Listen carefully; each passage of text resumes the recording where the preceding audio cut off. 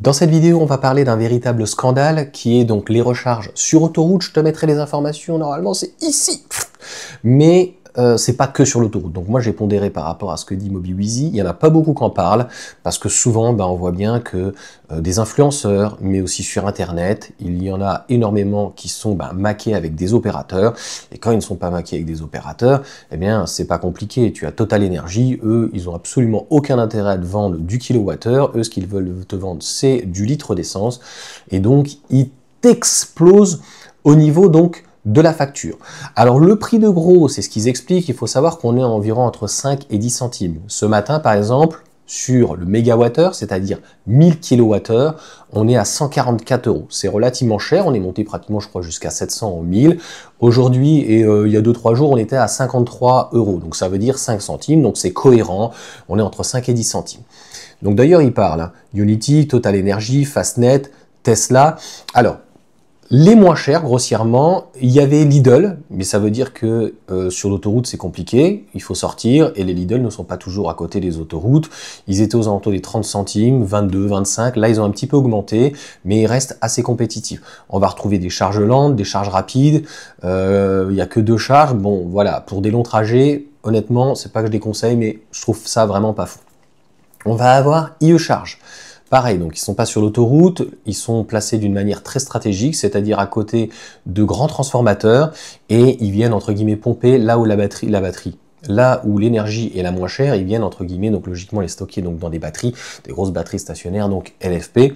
C'est pour ça qu'ils arrivent à avoir des tarifs qui sont extrêmement compétitifs à 30 centimes et même l'été ils sont capables d'être à 25 centimes. Ils récupèrent tout le photovoltaïque, je pense qu'il coûte plus rien, qui doit être pratiquement à zéro, tu vois, tout, et donc c'est free. Comme je viens de te l'expliquer, 320 kW, bornes partagées, et elles sont situées dans un champ.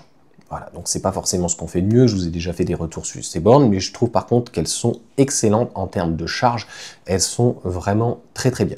On va avoir Tesla, et c'est pour ça que j'ai une Tesla, c'est-à-dire qu'on est entre 30 et 40 centimes, lorsque tu vas faire un long trajet, il va falloir pondérer ta première charge située, donc notamment à Tempo actuellement à 13 centimes, et puis tout le reste. On va dire qu'un 30 à 40 centimes du kilowattheure, on va avoir un coût sur 900 km, c'est ce que j'ai pu faire entre 40 et 50 €, ce qui est vraiment très bien. Pour le reste, les Unity, les Fastnet, ils vont pas parler des Electra et autres qu'on ne retrouve pas que sur les autoroutes. C'est-à-dire que, notamment la Electra que je conseille par exemple en sortant de Tesla si tu n'as pas de charge, elle est quand même, c'est pour dépanner.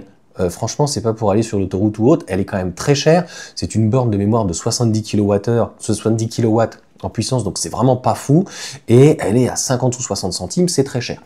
Donc là, comme il nous explique, on a des tarifs qui peuvent atteindre 80 centimes. Comme je vous l'ai expliqué, malheureusement sur YouTube, c'est qu'il y a énormément d'influenceurs et la publicité, ça coûte cher. Donc en fait, quand vous avez des codes prono de plusieurs opérateurs, je ne vais pas rentrer dans l'art de certaines personnes, mais tu m'auras compris, eh bien tout ça, ça a un coût, la publicité. Alors tu vas me dire, ouais mais bon, Total Energy au final, Total Energy, comme je te l'ai expliqué en début de vidéo, ils s'en fichent. Donc en fait, j'ai déjà vu des bornes, quand j'allais en direction de Montpellier, c'est des bornes de 50 kW, je crois, ou 150, enfin, les puissances sont pas ouf. Et le prix, lui, par contre, lui, c'est une dinguerie. Donc, merci en tout cas à MobiWheezy d'en parler et du positionnement, bien sûr, dominant donc sur les autoroutes. Bien sûr, il va y avoir les frais d'investissement, il va y avoir toutes les bornes, les recharges, les machins, tout ce que tu veux, je l'entends. Donc que ça soit, pourquoi pas, un peu plus cher, mais ça devrait rester dans les 30 à 40 centimes. Comme je vous l'ai expliqué, les opérateurs historiques, notamment pétroliers, qui sont éventuellement dans l'électricité, n'ont pas envie de faire d'efforts. Et bien dans ces cas-là, il faut les dégager, et c'est à l'État de prendre ses responsabilités. Et d'ailleurs, on parlera, donc j'aime beaucoup aimer l'article où il propose des solutions. L'État doit intervenir donc pour réguler ses prix. Puisque, comme je te l'ai dit, il ne faut pas attendre auprès des influenceurs. Il y a eu des tribunes sur le CO2, la possibilité donc de la transition énergétique, mais ça passe par là, c'est-à-dire que quelqu'un qui va faire régulièrement donc de l'autoroute pour X raisons et qui a besoin d'un véhicule efficient, si on met de côté les Hyundai, si on met de côté les Tesla, et même si on prend, on va dire, un gros 3008 avec une grosse batterie, même si moi je trouve que c'est une hérésie, aujourd'hui en fait une batterie de 60 kWh en LFP, c'est finalement ce que Tesla fait, ou même de 62, 65, même 55, c'est très très bien, c'est pas que c'est l'avenir, c'est quelque chose qui est le plus raisonnable à mon sens. Le problème c'est que personne le fait, je vois par exemple sur la Mégane ou autre, mais même mon modèle Y, lorsqu'en fait tu vas avoir des impondérables comme du vent ou autre, ben, je peux arriver à faire un 10-80 avec à peine 140 km et avec des consommations de 24, 26, 28. Donc tu imagines, si tu es entre, par exemple, le modèle le plus vendu en Europe, c'est l'ENIAC, comme l'ID4, donc c'est des modèles qui consomment beaucoup, jusqu'à 28 kWh du 100 km. Quand on est à 80 centimes, enfin on est à 12, 14, 15, 20 euros du 100 km, c'est complètement délirant. Sachant que l'inconvénient qui est du fait de devoir s'arrêter des fois toutes les heures et demie, 2 heures. C'est vrai qu'il y a des grandes autonomies, notamment, il n'y a pas que Tesla, hein, l'ID7 qui marche très très bien, qui peut monter jusqu'à 400 km. Eh bien, pour le reste, sont pénalisés. Encore une fois, nous ne sommes pas contre, mais ensemble. Mais quand on compare un véhicule thermique, moi je prends par exemple ma Laguna qui était à l'éthanol, je vais pouvoir faire à peu près 500 km. Au pire des cas, si une fois je suis obligé de sortir et d'aller remettre de l'éthanol à une sortie pas très très loin et en même temps d'aller manger, franchement, c'est pas hyper compliqué. Mais concrètement, je vais être à même 10 litres si je suis à 130 km/h en éthanol. Là, on est la station que j'ai, qui est juste à côté de chez moi, est à 75 centimes. Donc, ça fait du 7,50 €. Je te parle pas des GPL. Les diesels vont peut-être être un peu plus chers, vont être une consommation à peu près de 5 litres. Et à 1,70 à peu près, on sera plus sur du 8-9 €. Mais ça reste parfois beaucoup plus raisonnable que des véhicules qui vont faire 25 kWh et où il y aura à 70 centimes le kilowattheure. Donc ça veut dire 14 €.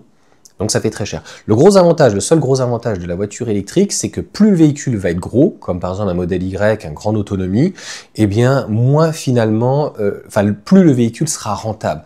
Parce que finalement, avoir une équivalence en thermique, même sur du diesel, on va être plus à 7, 8, 10 litres. Si on commence à prendre un V6, là, on va être à plus de 10, 12 litres.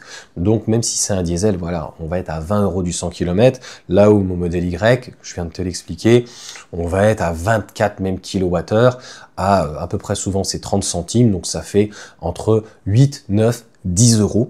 Donc, et 10 € sur la charge à l'instant T. Il faut prendre le début de charge. Donc, si tu fais et que tu t'arrêtes donc 3 fois, tu as toujours donc ta première charge qui reste très très très intéressante.